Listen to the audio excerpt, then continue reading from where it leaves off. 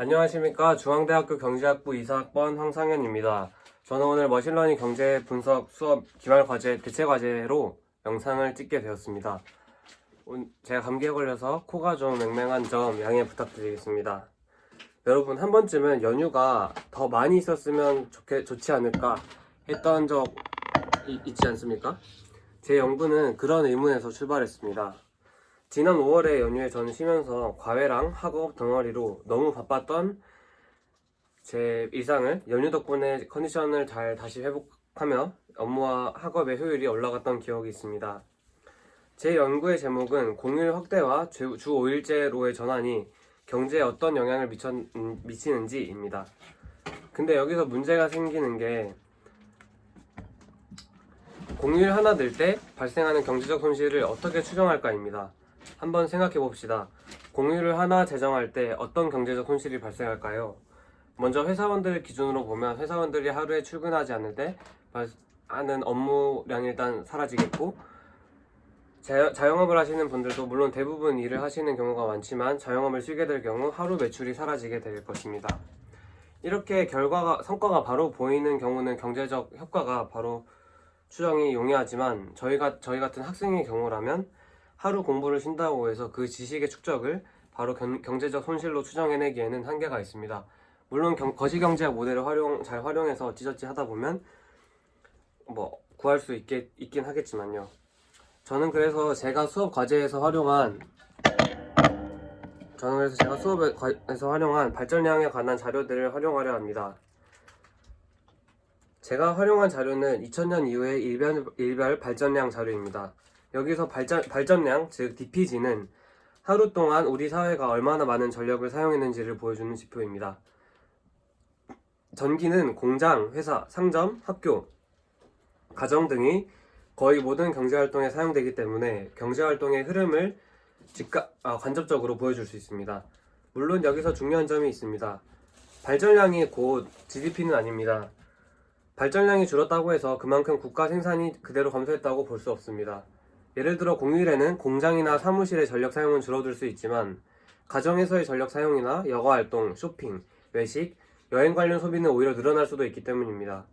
또한 날씨가 더운 날에는 에어컨 사용 때문에 발전량이 늘고 추운 날엔 난방 수요 때문에 발전량이 늘어날 수 있습니다. 따라서 발전량에는 이러한 다른 요인도 고려해야 될 수 있기 때문에 경제활동의 직접 지표라고 말하기보다는 대리 지표라고 보는 것이 적절할 것입니다. 그럼에도 제가 발전량 자료를 활용한 이유는 명확합니다. 발전량은 우선 일별로 관측이 가능하고 공휴일과 비공휴일의 차이를 비교하기에 적합합니다.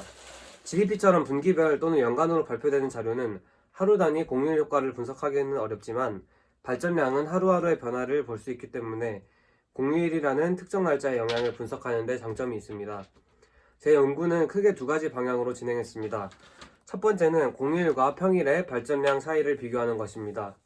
단순히 공휴일 발전량 평균과 평일 발전량 평균을 비교하면 안 됩니다. 왜냐하면 발전량은 계절 요일, 기온, 산업구조 변화, 장기 추세 등의 영향을 모두 받기 때문입니다. 예를 들어 여름철 공휴일과 겨울철 평일을 단순히 비교하면 공휴일 효과가 아니라 냉난방 수요 차이를 보고 있는 것일 수 있습니다. 또 월요일, 금요일, 토요일, 일요일은 원래 전력 사용 패턴이 다르기 때문에 요일 효과도 고려해야 할 것입니다. 그래서 저는 같은 연도와 같은 월 안에서 비공휴일 월요일부터 금요일까지의 평균 발전량을 기준으로 삼았습니다. 쉽게 말하면 같은 달의 일반 근무일 발전량을 100으로 놓고 공휴일의 발전량이 그보다 얼마나 낮거나 높은지를 보는 방식입니다. 이렇게 하면 계절이나 월별 경기 흐름을 어느 정도 줄일 수 있습니다. 이 방식의 장점은 무엇보다 직관적이라는 데 있습니다. 예를 들어 어떤 달의 일반 근무일 발전량 평균을 100이라고 했을 때 특정 공휴일의 발전량 지수가 90이라면 그날은 일반 근무일보다 전력 사용이 약 8% 낮았다고 해석할 수 있습니다. 물론 이것이 GDP가 8% 감소했다는 뜻은 아닙니다. 다만 아까 말씀드린 것처럼 경제활동 중 전력 사용을 많이 동반한다는 상업활동이 줄어드는 신호로 충분히 해석할 수 있습니다. 두 번째로 저는 주 5일제 전환의 영향을 살펴보기로 했습니다. 왜냐하면 제가 첫 번째로 공휴일을 하나 제정할 때 얼마나 경제적 손실이 일어나는가를 고민하면서 무련듯이 또 주 5일제로 우리가 또 나라가 변하지 않습니까? 그리고 주 4.5일제 논의도 이루어지는 것을 봤을 때 휴일을 하나 늘렸을 때 또는 근무 시간이 조금 단축되었을 때 그거에 대한 경제적 손실이 어떻게 일어나는지 혹은 하루나 반나절을 더 쉰다고 했을 때 그로 인해서 업무 효율이 더 상승해서 경제적으로 더 부수적인 편익이 더 크진 않은지를 보기 위해서 주 5일제 전환의 영향을 과거 주 5일제 전환의 영향을 살펴보려 했습니다. 이를 위해서 저는 다른 수업 시간에 배웠던 회귀불연속 설계 얼디디 분석을 사용했습니다. 얼디디는 어떤 제도가 특정 시점을 기준으로 바뀌었을 때 그 시점 전후 변화를 비교하는 방법입니다. 여기서는 주 5일제 도입 시점을 기준으로 그 전후 토요일 발전량 패턴이 어떻게 달라졌는지를 확인했습니다. 만약 주 5일제 도입으로 인해 토요일의 경제활동이 급격히 줄었다면 도입 시점을 기준으로 토요일 발전량 지수에 뚜렷한 하락이 나타날 것입니다. 다만 여기서도 조심할 것이 있습니다. 시간이 지나면서 경제 규모 자체가 커지고 산업 구조가 바뀌며 에너지 효율도 달라집니다. 그래서 단순히 과거 토요일과 이후 토요일을 비교하면 제도 효과가 아니라 장기 추세를 보고 있는 것일 수도 있습니다. 이를 보완하기 위해 도입 시점 주변의 일정 기간만 비교하고 여러 기간 폭을 바꿔가며 결과가 안정적인지 확인했습니다. 또한 일요일을 대상으로도 비슷한 분석을 했습니다. 일요일은 원래 쉬는 날에 가까웠기 때문에 만약 일요일에서도 비슷한 변화가 나타난다면 그것은 주 5일제 효과라기보다는 계절 변화나 장기 추세일 가능성이 크기 때문입니다. 이처럼 일요일을 일종의 플레이스보, 즉 비교 대상으로 활용했습니다. 그러니까 얼디디 분석을 메인으로 하되 DID 분석을 조금 함께 섞어서 연구를 보완했습니다. 분석 결과를 요약하면 다음과 같습니다. 첫째, 공휴일에는 일반 근무일에 비해 발전량이 낮아지는 경향이 나타났습니다. 이는 직관적으로도 이해할 수 있습니다. 공휴일에 공장, 사무실, 학교, 일부 상업시설의 운영이 줄어들기 때문에 상업용 전력 수요가 감소할 수 있습니다. 따라서 공휴일이 추가되면 단기적으로는 경제활동의 일부가 줄어드는 효과가 있을 가능성이 있습니다. 하지만 둘째, 이 감소를 곧바로 국가 전체의 손실로 해석하기는 한계가 있습니다. 공휴일에는 생산활동이 줄어드는 산업도 있지만 반대로 여행, 외식, 문화, 여가, 온라인 소비처럼 증가하는 부문도 존재하기 때문입니다. 즉 공휴일은 단순히 경제활동을 없애는 것이 아니라 경제활동의 시간과 장소, 업종을 바꾸는 측면도 있습니다. 그러니까 대체 효과도 고려해야 한다는 것입니다. 셋째, 주 5일제 분석에는 토요일이 휴식일로 바뀌었다고 해서 경제 전체가 단순히 크게 무너지는 식의 결과로 보기는 어렵습니다. 물론 토요일의 전력 사용 패턴은 변화했지만 장기적으로 보면 사회는 새로운 근무제도에 적응했습니다. 기업은 생산 일정을 조정하고 근무자는 평일 근무 효율을 높이며 소비는 주말 여가와 소비 수업으로 이동합니다. 이 점은 공휴일 확대를 논의할 때도 중요한 포인트입니다. 휴일 증가가 단기적으로는 생산 감소처럼 보일 수 있지만 장기적으로는 사회가 적응하기 때문에 그 제도에 맞게 큰 손실이 일어나지 않을 가능성이 있게 됩니다. 경제학에서 적응이라는 용어는 이산화탄소 감축 등에서도 굉장히 중요한 포인트이기 때문에 적응이란 단어는 잘 기억해 두시면 여기저기서 잘 쓰실 때가 있을 거라 생각합니다. 여기서 머신러닝 과목과 연결되는 부분은 단순 평균 비교만으로는 이런 복잡한 효과를 설명하기 어렵다는 점입니다. 발전량은 요일, 계절, 기온, 전날 수요, 7일 전 수요, 장기 추세 등 여러 변수에 영향을 받습니다. 따라서 저는 회귀 분석과 머신러닝 모형을 활용하여 발전량 또는 상대 수요를 예측하고 그 과정에서 어떤 변수들이 중요했는지 확인했습니다. 예를 들어 전날의 발전량, 7일 전 발전량, 요일 정보, 계절성, 기온 변수 등은 발전량 예측에 중요한 역할을 했습니다. 특히 7일 전 발전량은 같은 요일의 패턴을 반영하기 때문에 중요합니다. 월요일은 월요일끼리, 토요일은 토요일끼리 비슷한 전력을 보이는 경우가 많습니다. 또한 기온은 냉난방 수요와 연결되기 때문에 발전량 분석에도 반드시 고려해야 하는 변수입니다. 제가 사용한 예측 모형 중에서는 앙상블 방식이 좋은 성능을 보였습니다. 앙상블은 여러 모델의 예측 결과를 결합해서 하나의 예측값을 만드는 방법입니다. 하나의 모델만 사용할 경우 특정 패턴에 과하게 맞춰질 수 있지만 여러 모델을 조합하면 예측의 안정성이 높아질 수 있습니다. 실제 분석에서도 단일 모형보다 앙상블 모형이 상대적으로 안정적인 결과를 보여주었습니다.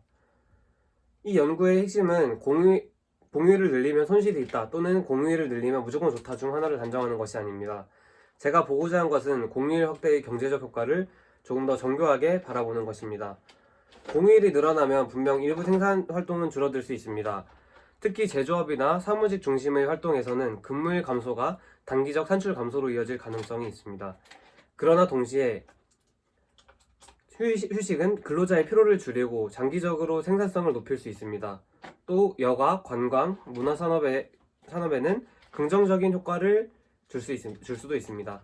따라서 공휴일의 가치를 평가할 때는 하루 생산 감소만 볼 것이 아니라 소비 이동, 건강 회복, 그리고 학습 효율, 노동의 생산성, 삶의 질까지 함께 고려해야 할 것입니다. 다만 이 연구에는 한계도 있습니다. 첫째, 발전량은 경제활동의 대리지표일 뿐입니다.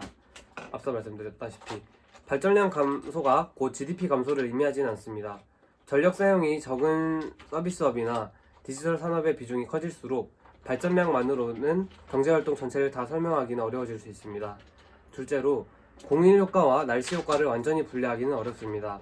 기온 변수를 통제하더라도 습도, 강수, 미세먼지, 재난, 국제 경기, 산업별 조업 일정 등 다양한 요인이 함께 작용할 수 있기 때문입니다.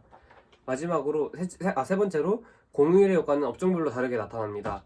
제조업은 손실을 볼 수 있지만 관광업과 외식업은 이익을 볼 수 있습니다. 따라서 국가 전체의 효과를 더 정확하게 보려면 산업별 생산, 그리고 카드 소비, 교통량, 숙박 계약, 고용자료 등을 함께 분석할 필요가 있음을 느꼈습니다. 네 번째로 공휴일의 장기적 효과를 측정하기는 어렵습니다. 하루 쉬었을 때 컨디션 회복으로 이후 생산성이 얼마나 올라가는지, 스트레스 감소나 건강 개선이 장기적으로 어느 정도의 경제적 가치를 지니는지는 발전량 자료만으로는 알기가 어렵습니다. 따라서 향후 연구에서는 발전량 자료에 더해 산업별 매출 자료, 카드 소비 자료, 근로시간 자료, 고용 자료, 관광 숙박 자료 등을 결합한다면 더 정확하고 설명력이 높은 분석이 가능할 것이라 생각했습니다. 또한 단순히 공휴일 하루의 손실을 보는 것에서 나아가 연휴가 이어질 때의 효과, 대체 공휴일의 효과, 특정 요일에 붙는 공휴일의 효과도 비교해 볼 수 있습니다. 결과적으로 제 연구는 공휴일 확대와 주 5일제 전환의 경제적 영향을 발전량 자료를 통해 분석하려는 시도입니다. 분석 결과 공휴일에는 일반 근무실보다 발전량이 낮아지는 경향이 있고 이는 단기적 경제활동의 감소 가능성을 보여줬습니다. 그러나 그 감소를 바로 GDP 손실로 해석하는 것은 어려웠고 공휴일은 생산을 줄이는 동시에 소비를 이동시키고 휴식을 통해 장기 생산성을 높일 수 있는 제도이겠구나 라고 생각할 수 있었습니다. 따라서 중요한 것은 어떤 방식으로 쉬는 것이 공휴일에서 무조건 쉬면 손해다, 쉬면 무조건 좋다가 아니라 어떤 방식으로 쉬는 것이 사회 전체의 효율과 후생을 높일지라고 생각했습니다. 주 5일제 역시 처음에는 경제적 손실에 대한 우려가 있었지만 지금은 우리 사회의 기본적인 근무 방식으로 자리 잡게 되었습니다. 이처럼 휴일 제도는 단기적 비용과 단기적 비용과 장기적 적응을 함께 보아야 할 것입니다. 저는 이번 연구를 통해 공휴일의 가치를 단순한 하루의 생산 손실이 아니라 경제활동의 구조 변화와 사회적 후생의 관점에서 바라볼 필요가 있다고 생각하게 되었습니다. 발전량 자료는 그 변화의 한 단면을 보여주는 유용한 출발점이었습니다. 이상으로 발표를 마치고 수치적인 분석 결과는 제가 이후 영상에서 이어붙이도록 하겠습니다.